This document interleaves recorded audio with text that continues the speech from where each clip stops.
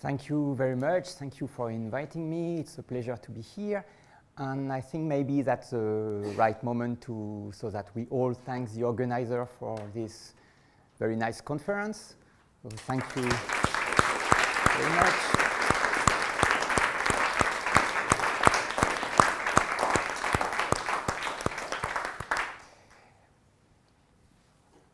Okay, so let's introduce the result. So if you have a group G generated by some set S, there is this word length that Hélène already told us about. And this is very general, but in particular, if G is perfect, so generated by commutators, you can take L equal commutators. And then this length is called the commutator length.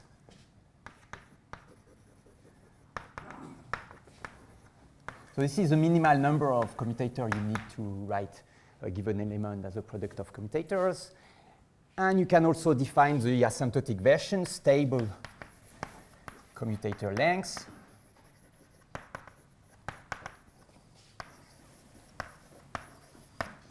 SCL of a given element. This is the limit 1 over n CL of Fn.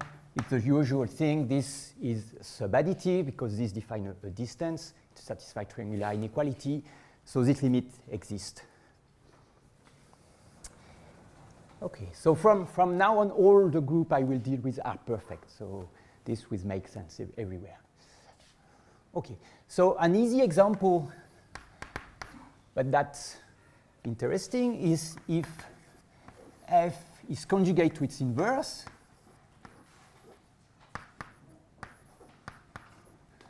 then F square is equal to Fg F inverse. G inverse is a commutator. So the commutator length of F square is 1. But the same happens for every power of F. So here you can put F2n, and this is still like this.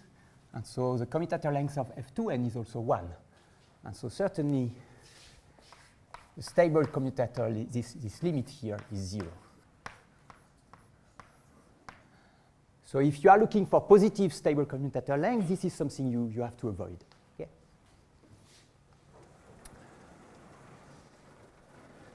So the original motivation for the talk is this question asked by Burago, Ivanov,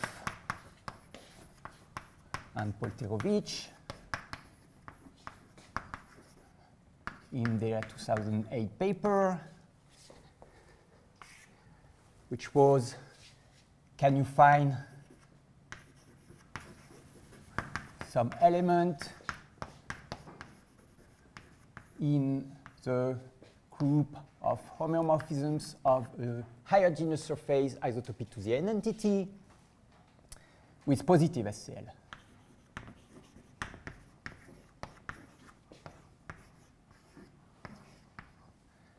So here, G is greater or equal to 1, and so sigma 1 is torus, which I will denote by T2 in the talk, and sigma 2 is higher genus surface, and so on. And 0 here for identity component. Okay, so this is not the exact question. Actually, the question is about the fragmentation norm, but this is very close to what they ask. So the context of this question was the following.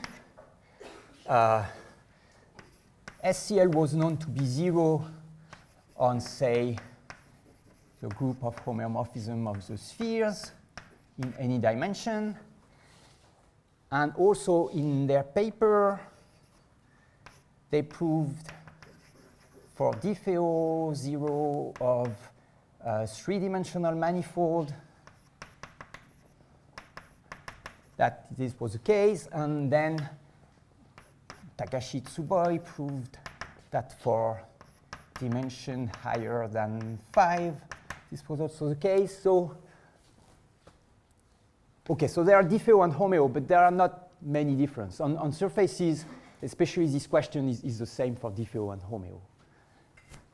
So I will deal with homeo because that's my favorite category, but you can think of Diffeo if you want. So somehow the remaining cases are dimension 4, on which I don't know anything, and dimension 2. And maybe I should say there are also groups of transformation with positive SCL on the mapping class group of a surface, for instance. And the easier one is mapping class group of the torus is SL2Z, and then there are lots of matrices with positive SCL. Okay. And so the answer to this question is known. This is a theorem by Jonathan, Bowden, which is here, Sebastian Hensel and Richard Webb in 2022. And the answer is yes? So when you say it's positive on some elements, Yes. Can we find some element with positive commutator length? Yes. And here it's positive on some element. Yes. There are certainly matrices conjugated to their inverse, for instance. Or positive means positive on some element. 0 means 0 on all elements.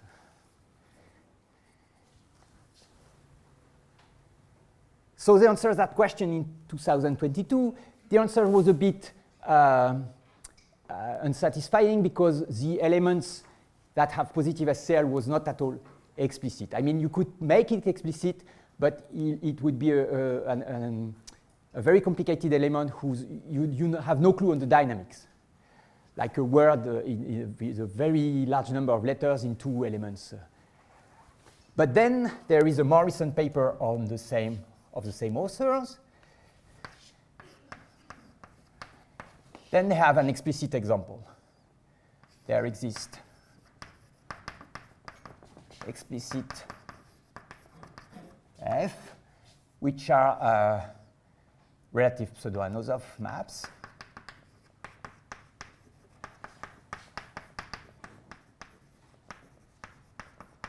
On every higher genus surface with positive SCL.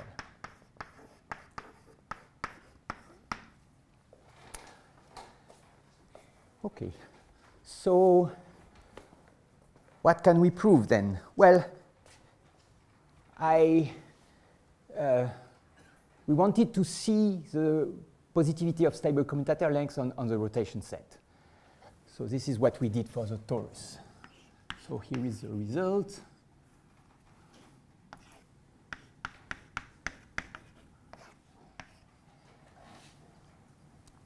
Take an element of the group of homeomorphism of the two torus, isotopic to the identity. Assume the rotation set of F has no point symmetry.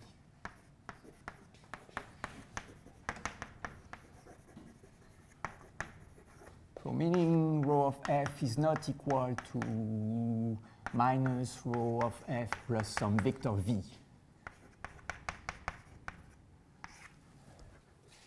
So this is the rotation set. I will define it in detail after that. So if you have this hypothesis, and the easiest example, this is a subset of the plane, as we will see. So the easiest example is any triangle. The triangles have no point symmetry. No triangle has point symmetry. Then the conclusion is SCL is positive.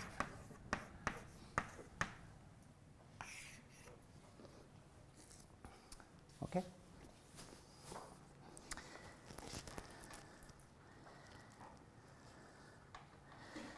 So maybe I may end this part by an easy construction. So the remark is the following. It's not important well, I will not use it, but I think it's enlightening and it's easy. So if F is supported on a disk, or even in higher dimension on a ball, that works also, then F is a commutator.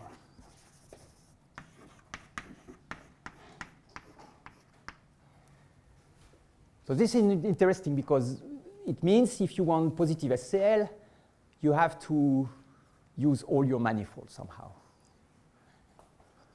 And the proof of this is like this. It's essentially the picture that Nicolas already made yesterday. So F is supported in some disk. You take some auxiliary element psi so that the orbit of the disk under psi is made of disjunct disk converging to a point. Okay. And then you make small copies of F everywhere using psi. Copy here means you take psi F psi inverse, and then psi square F psi minus 2, and so on, everywhere. And you call this new element F. This defines a homeomorphism because of this topological situation, and because homeomorphisms are not too annoying. They admit to exist with very mild. Of course, in diffeomorphism groups, you cannot do that. OK, so now, if you look at psi F psi inverse, what is it? Well, psi just pushes things. So you push things by psi. This amounts to forgetting this. This is a picture for psi F psi inverse. OK? But this is almost F. The difference is this is almost a capital F. The difference is F, which means that this is exactly F.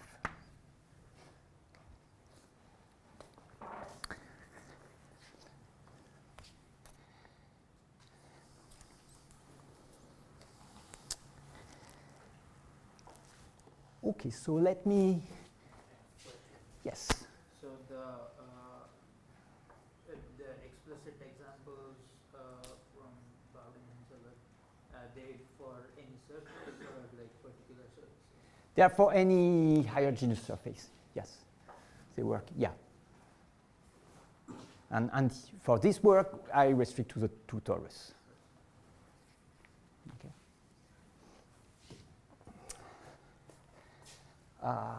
Where do I? OK.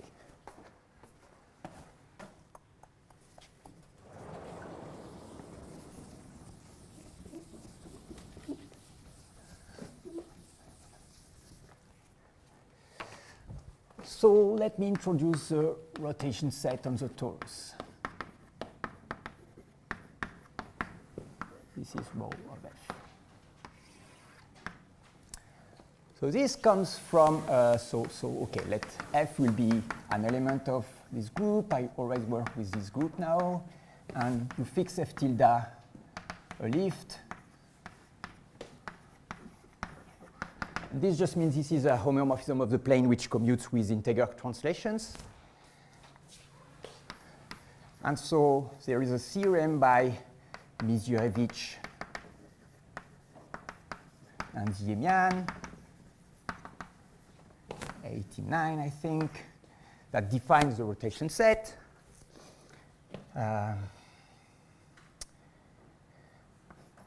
It says the following.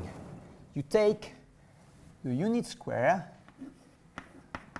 or actually anything larger than this, you iterate this by the lift. Okay? And you divide by n. So you are looking at all linear speeds at which point tends to infinity in the lift. So linear speeds at which they are turning around the torus somehow. And this converges for the Hausdorff distance. So the following limit exists. That's the theorem. And this is the definition of the rotation set of F tilde. And furthermore, it is convex.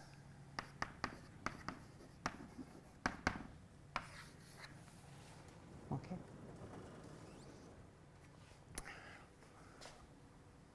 Well, let me show an example. So this is very abstract somehow. So one movie is better than the wrong proof.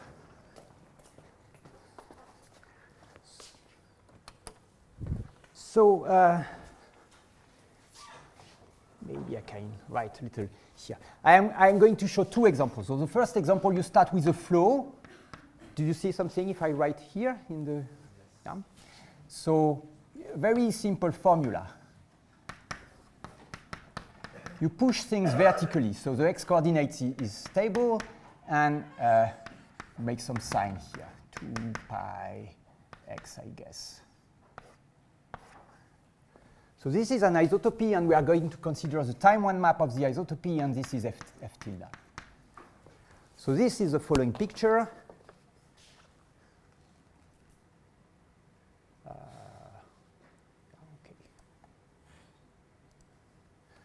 Okay. Nothing happens somehow. Dynamics is very dull, and the rotation set is easy to compute. But now what we do is we do the same thing vertically.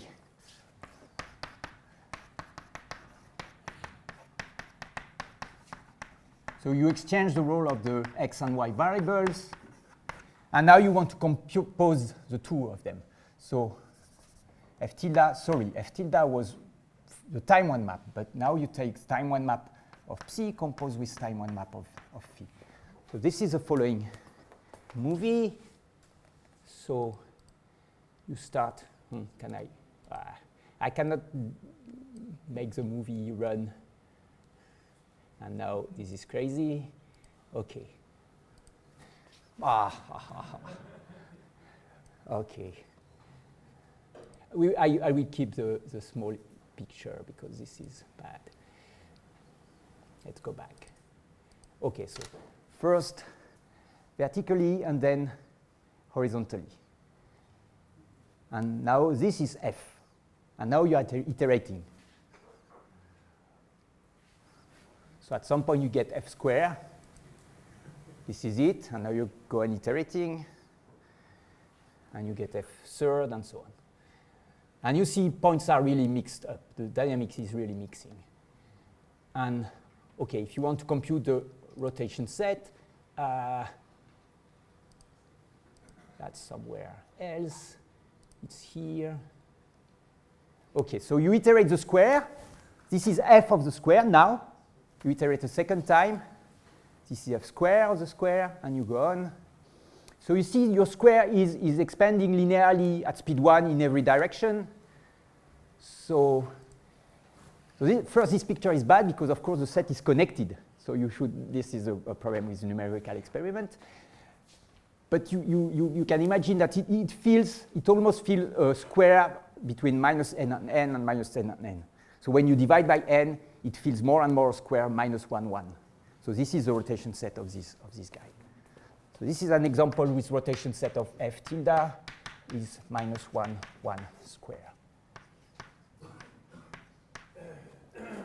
So this has point symmetry, so it does not enter the theorem. And actually, it's easy to see that f is conjugate to its inverse, so it has 0 SCL. So this is a non-example somehow.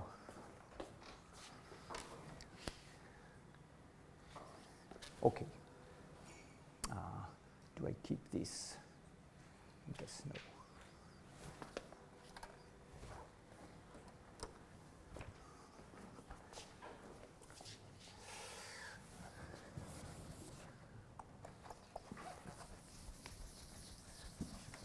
So let me go on with the elementary property of the rotation set, and then I will show an example which is a triangle, because we need some example to illustrate the theorem.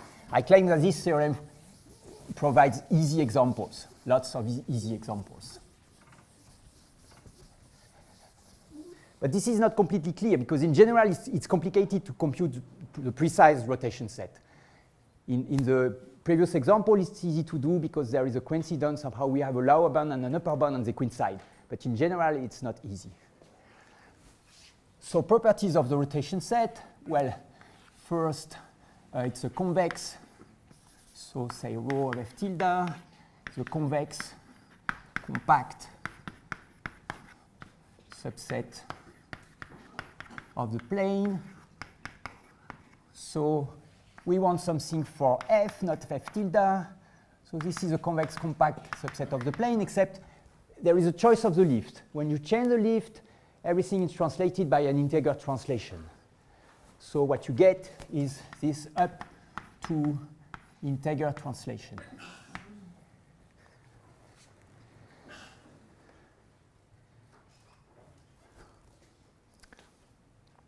And this is a conjugacy invariant.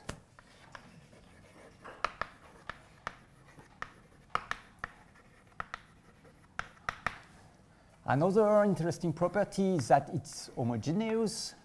Rotation set of f tilde n is n rotation set of f tilde. And in particular, the rotation set of the inverse equals rotation set of f mod z2. So look, the hypothesis here should really be phrased like this. Minus rho of f is rho of f inverse. So in particular, this prevents f to be conjugate to its inverse. So the good way to think of this hypothesis is you have the information on the rotation set that you are not conjugate to your inverse. So you have not this easy way of having 0 SCL, and then you have positive SCL. Minus, minus. This is for every n integer. Thank you. So, okay, another remark is that this hypothesis, so the rotation set is a convex compact. So if either it is included on a line or it has non-empty interior. If it's included in a line, it's a segment, so it has some point symmetry. Okay, so the hypothesis of the theorem implies that the rotation set is what I will call big, which means non-empty interior.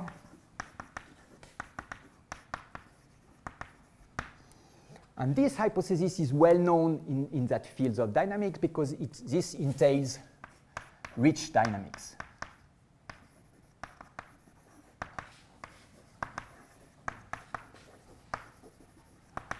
So for instance, John Franks tells you that there are infinitely many periodic orbits. And Libre, Mackay tells you you have positive entropy.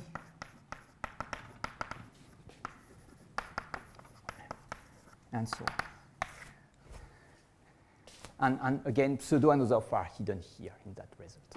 Yes? So if f is conjugate to, let's say, f squared instead of f inverse, is still the stable translation. Commutative length is going to be 0, right?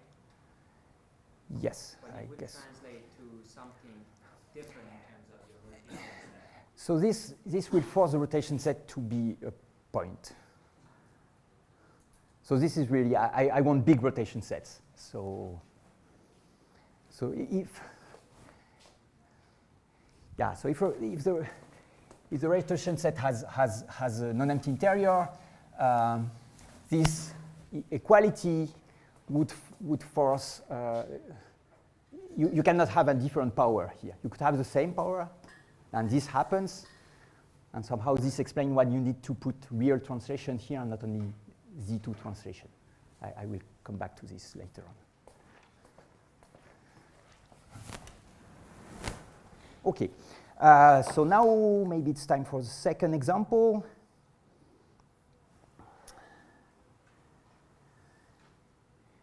Yes.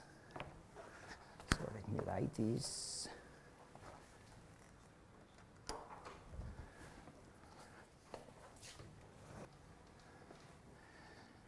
So now the aim is to construct, sorry, I should have stated, this is a theorem of Quappish I want to explain now. That gives you abundance of rotation set. Every convex rational polygon. So rational here means the vertices have rational coordinates, is a rotation set of some element. And you can precise of an axiom A diffeomorphism. If you don't know what it is, that's not the point. But if you know, that tells you how you build it somehow. So I want to explain this in the easiest example, which is triangles. And that's exactly what we need to have example for the theorem. So that's good.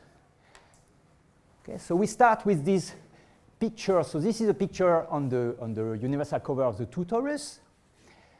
So you see a grid, a thickened grid.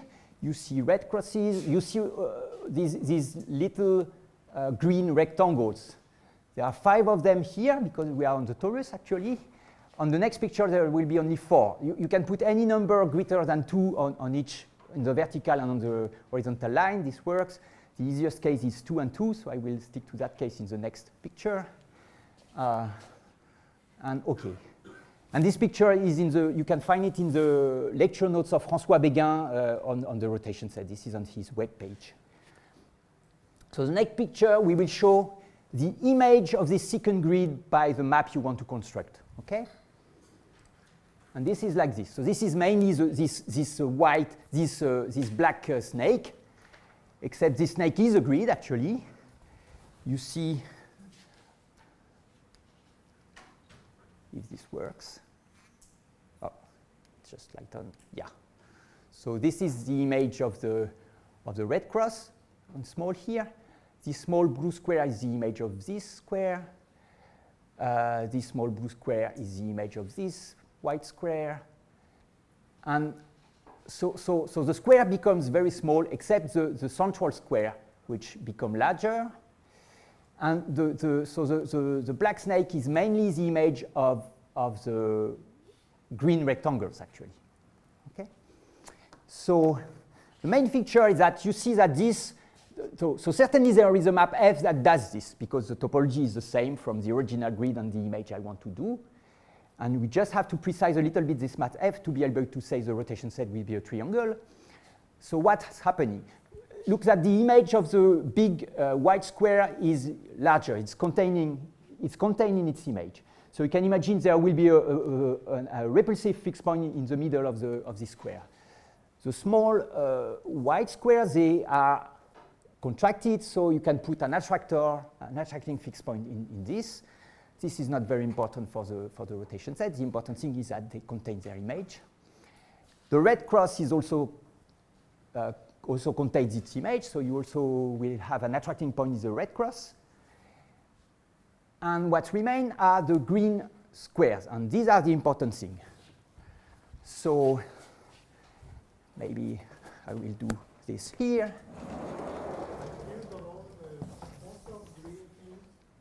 Sorry? Some small green.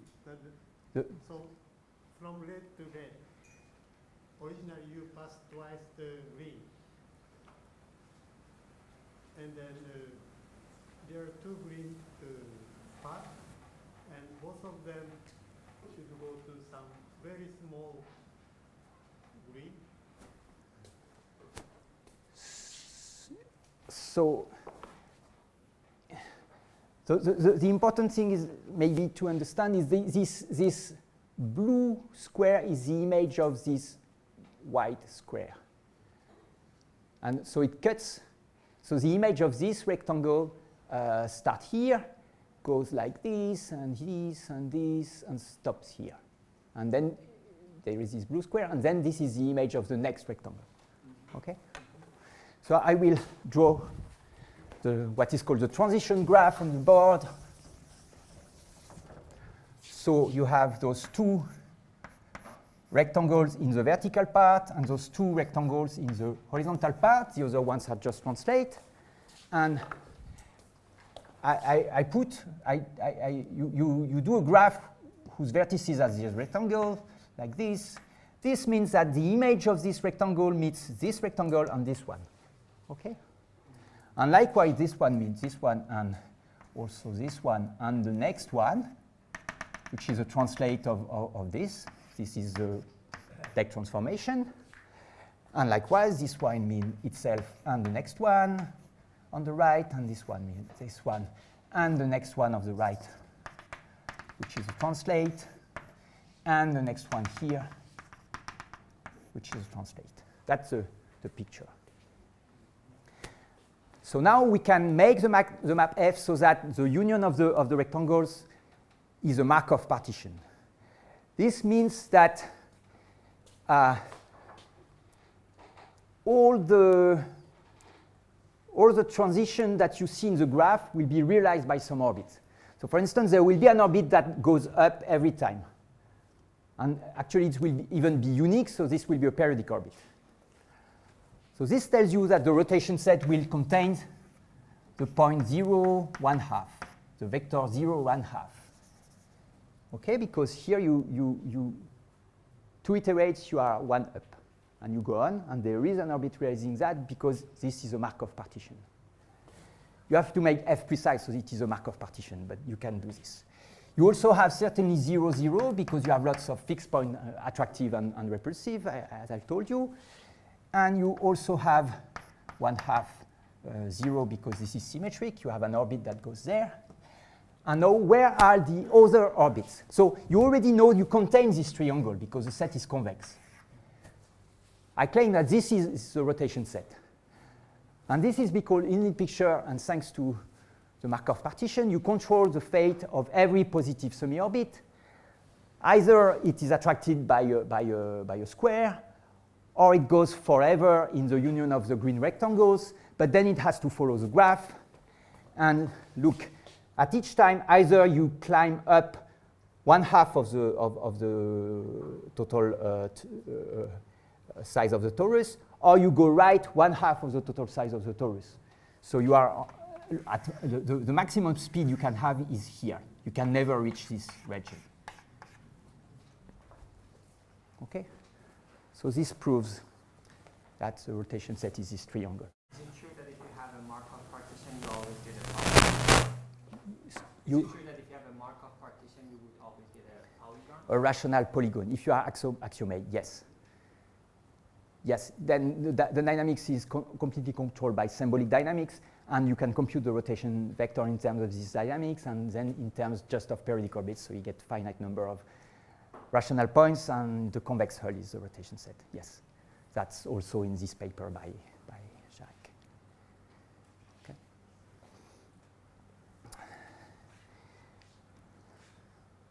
Okay, so one corollary is that maybe here I can add this to the theorem. This happens in every neighborhood of the identity.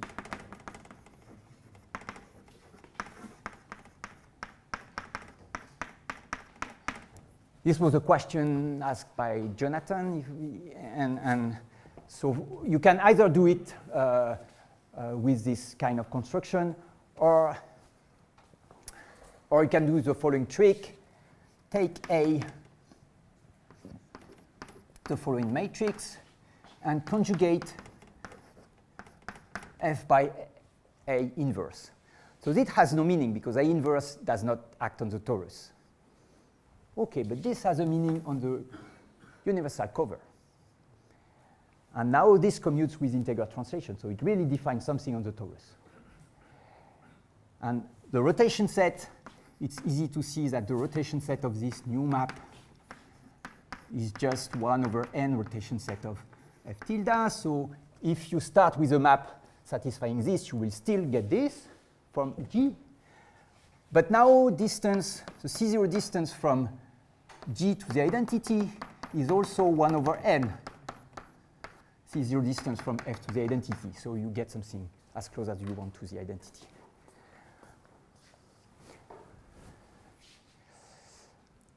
Okay.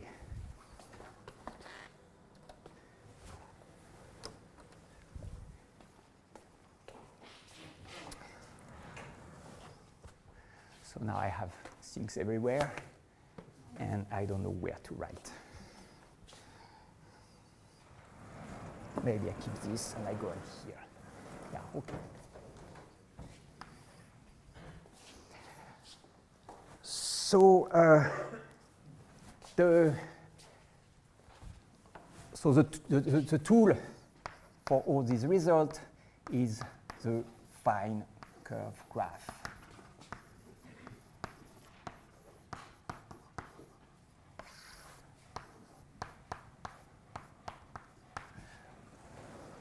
So Emmanuel has introduced the fine curve graph on higher genus surface, but now we are working on the torus, so I have to tell you again what it is. It's almost the same.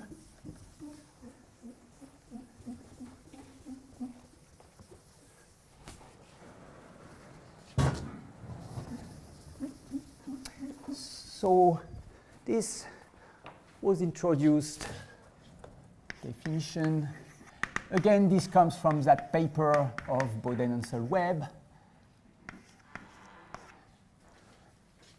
So to define a graph, you need a set of vertices. These are all the simple closed curve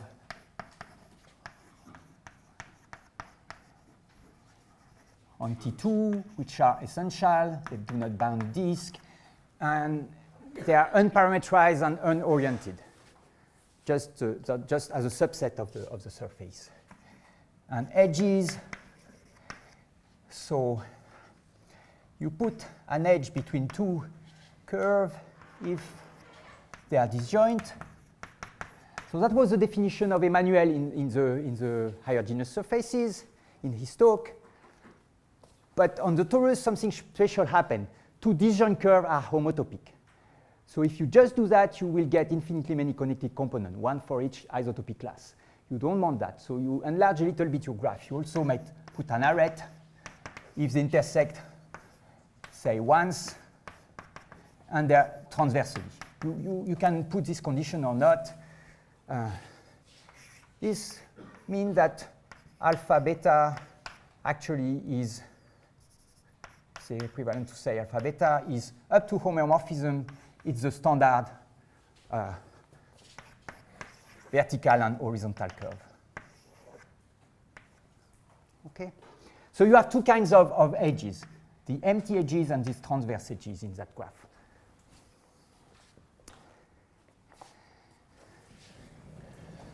Yeah. What does transverse intersection mean if the curves are not necessarily smooth? Yes, so this means this. Up to homeomorphism, you see this. This is a way to define transverse topologically. But otherwise, you could just remove this, you get a quasi-isometric graph, so that's okay. But I prefer the transverse version. Actually, in their paper, I think, the first version there was condition, the second there was no condition. Jonathan, I don't know. Okay. So the first theorem they proved, still in that amazing paper, is that this graph is this C dagger of T2 and of higher genus surfaces also is Gromov delta hyperbolic.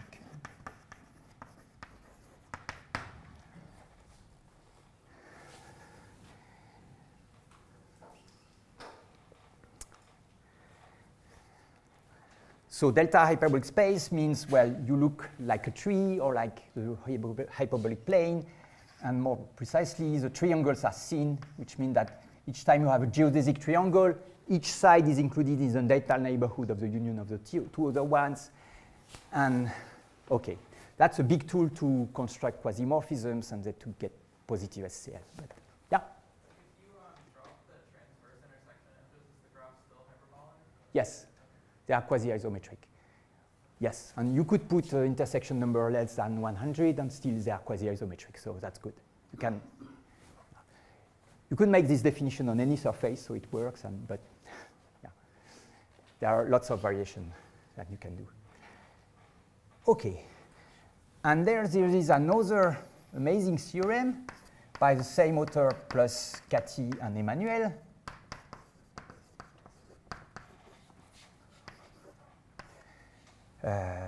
Same publication date, that tells you, well, if you have a homeomorphism on the torus,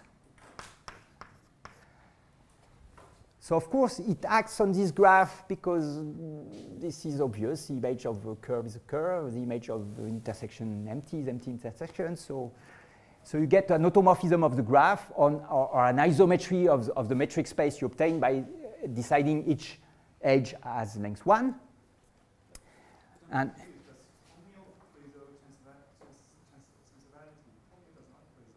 yeah, yes, this is topological transversality, so it's preserved by homeo. It's just locally you separate. They locally cross. So if you have something like this, then you can see that the rotation set is big. Remember that was assuming rho of f has a non-empty interior. If and only if f acts loxodromically or hyperbolically, that's synonymous, but I prefer the first one, hyperbolically, on the curve graph. So that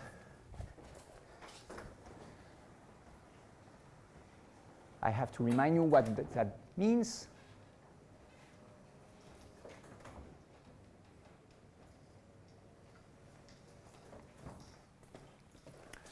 So the definition is that f acts loxodromically on a metric space. This is an isometry on the metric space. Now, if the translation length of f, which is defined by this same kind of limit,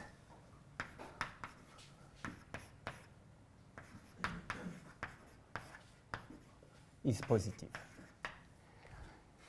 And this implies, so there are three kinds of isometries on a hyperbolic space. These ones have the following property. So f has north-south dynamics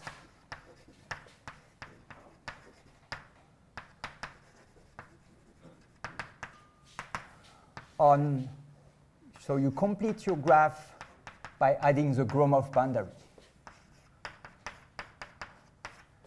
So this is your way of adding the boundary. You should think of the hyperbolic plane with its circle boundary, and the prototype of a loxodromic element is the translation. So all the points, there are two fixed points on the boundary, and all the points are, there is this axis, and all the points are fellow traveling with the axis and converging to the, so this means two fixed points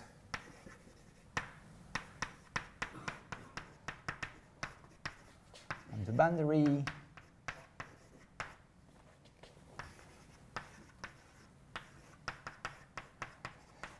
and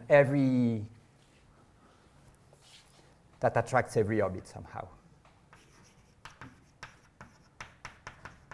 Every orbit in the future is converging to the positive fixed point, and every orbit in the past is converging to the negative fixed point. Okay?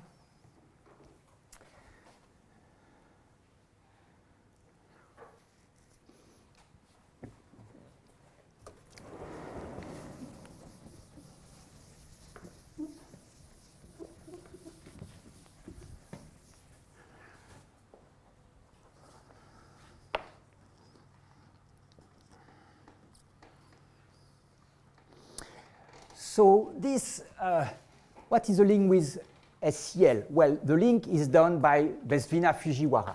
And I have no time to explain this in detail, or even at all. But this gives you from action on hyperbolic space. It gives you a recipe to construct element with positive SCL. And this is somehow a far-reaching generalization of Brooks quasimorphism that appeared in Nicholas Stokes at some point. Brooks quasimorphism are really combinatorial construction on the free group, and they succeeded in turning this combinatorial construction into something very geometric, very much more general, and that's, I find this amazing. This is not at all easy to go from that combinatorics to get the geometry from the combinatorics. So this is very good, and they actually give more, and Bowden Hensel-Webb theorem gives more. Not only you get that, but you get infinite dimensional space of quasimorphisms. So infinite bounded cohomology in dimension 2. Yeah. So is this theorem that the action on fine curve graph union is Gromov boundaries north-south, is that for any general type of space or for this specific one? No, that's a general fact. So that's part of their theorem?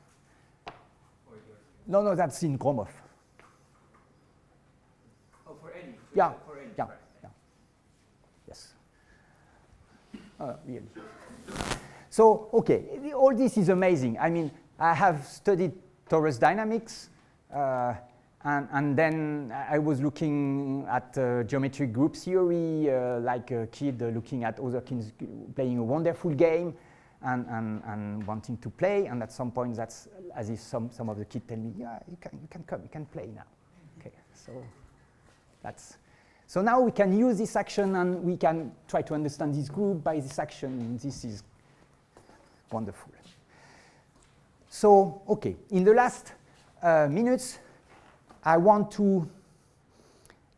cannot give a good idea of the proof, but I want to explain one tool, which I think is of independent interest. So, last part, model for quasi-isometric model.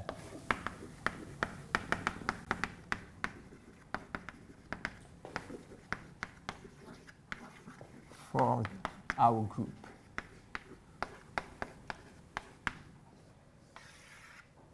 So on this group, there is this slightly strange metric.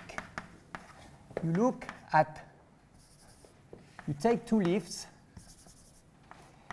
and you look at their C0 distance. But this depends on the lift. So you minimize on all possible lifts of f and g. And this is a distance I call d tilde between f and g. Okay? So what is this distance? If f and g are close, then this is nothing but the C0 distance on Homeo. In particular, this defines the topology, the usual topology.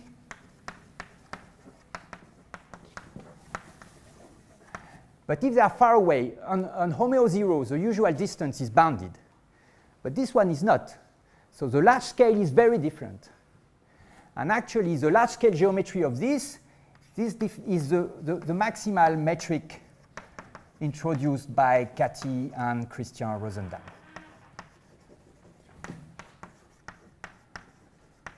So they prove they in a very general situation, homeomorphism of compact manifold, there is a unique quasi-isometric type compatible with the topology, and that sees all the other ones. It's a maximal. And this is this distance here. Okay, and now a side remark to connect with the remaining. If you know that if you can bound this distance for powers of two maps, so if there exists, if you have a bound, you have something like this, then remember the rotation set, you iterate by this, you divide by n. So if you have a bound, you divide by n, they get closer. So you get that the rotation set of f tilde, of f, you have no f tilde here, will be equal to the rotation set of G. But there is a slight thing. The metric provides the lift. You cannot choose the lift. So here, this is not for fixed lifts. For each n, there is a different lift, maybe that. So what you get is up to real translations. And this is where real comes from in the proof. You don't get equality up to integer translation, but just up to real translations. But this connects, this explains to you that we need to have a bound. If we have a bound to a way to bound this metric, then we will get something on the rotation set.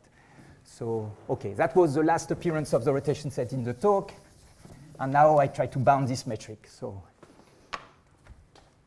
for this, we have a combinatorial model. And this is still another graph called the marking graph, the fine marking graph.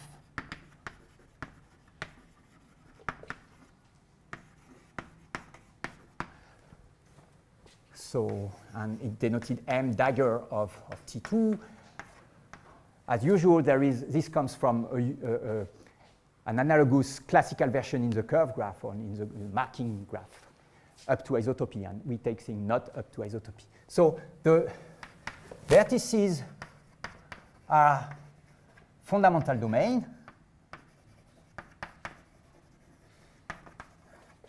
but so something homeomorphic to the usual square of T2, but rather we see this as pairs of curves in the curve graph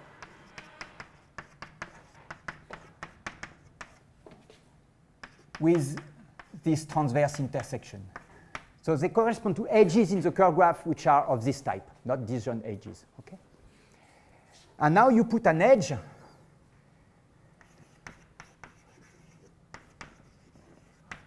edges correspond somehow to moves in the curve graph. So to changing one curve.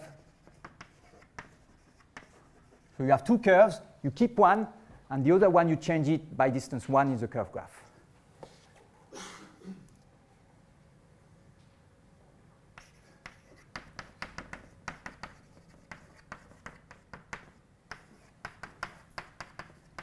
So I will draw an example.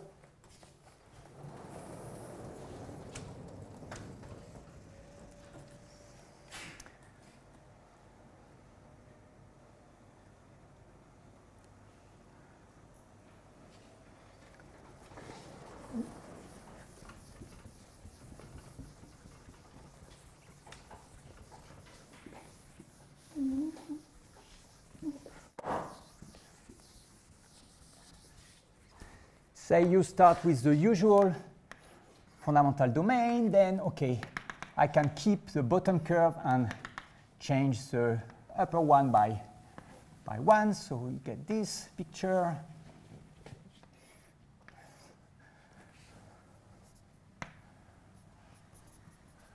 Okay, this is an edge in this graph. And then you can keep this one and do another move in and get these two curves and so on. Okay, these are moves in this graph. So now you have, if you take one marking,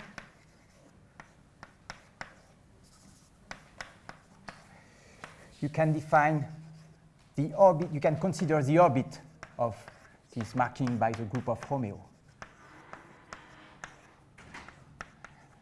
This is not the whole graph because you take the identity component. So you get all markings isotopic to to M0. This is a subgraph. So, sorry, the orbit of this on M0. So the first fact is that Homeo 0 T2 with this strange metric is quasi-isometric to this graph with the intrinsic metric Not the metric coming from here, but the metric following past inside the graph. This is not difficult. And then second fact is that the embedding of this graph into the large graph is proper. It's not a quasi-isometric embedding, but it's proper. So if you want to bound the distance here as we wanted, you just bound it here, but then you just have to bound it here because this is proper. And the last thing is that we have a formula to bound this metric in that graph. So the formula looks like this, and it's very strange from my viewpoint, but apparently from the curve graph where Sebastian comes from, this is very natural. So the distance is in this marking graph. So this is in the big one. It's bounded by something like, OK, you project on the fine curve graph. So these markings are two curves, couple of curves. You take the first one or the second one. That doesn't change anything. And you take this distance in the classical curve graph. We had to put a square because we have not worked enough. This square should not be there, but this is enough for what we want to do. And then there is some crazy term, which is the maximal over all annuli of the twisting number on the annuli between m and m prime. OK, what is this? You have an annuli in the torus. You lift your annuli. The marking graph, you take intersection with this annulus. So this is some piece of alpha. Okay, so you have all this translate. These are the pieces of alpha. And you take a piece of alpha prime. This is alpha prime. And this length is the twist number.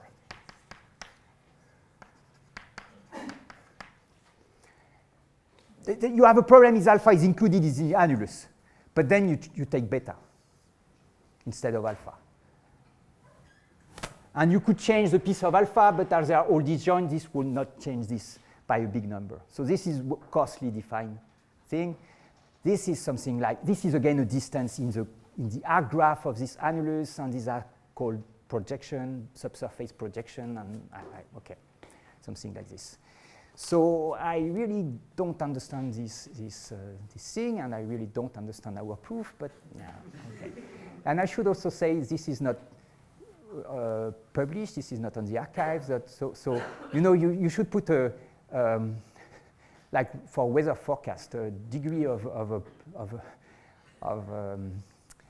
confiance.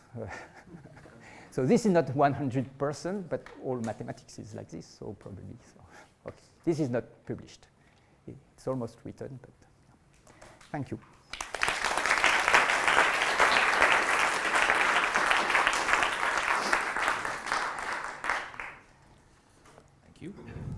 Questions? Could you please say if there's if there's a relationship between the rotation set and the ergodic rotation set that Emmanuel talked about yesterday? You want what, a reference? Or? Is there a relationship between this rotation set and the ergodic rotation set? Are they the same? Is there some inclusion? So there are lots of, so the rotation set, I've given a definition on the torus. It's the largest you can define.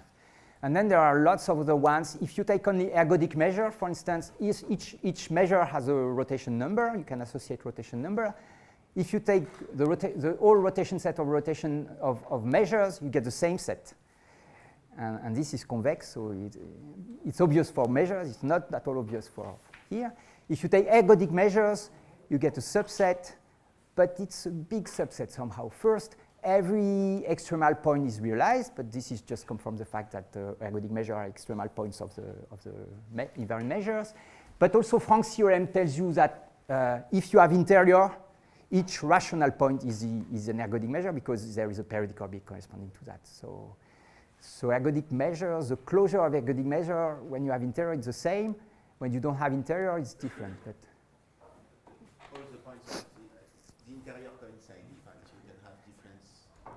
when you have an unempty interior, all the points on the interior are also points of the ergodic rotation set.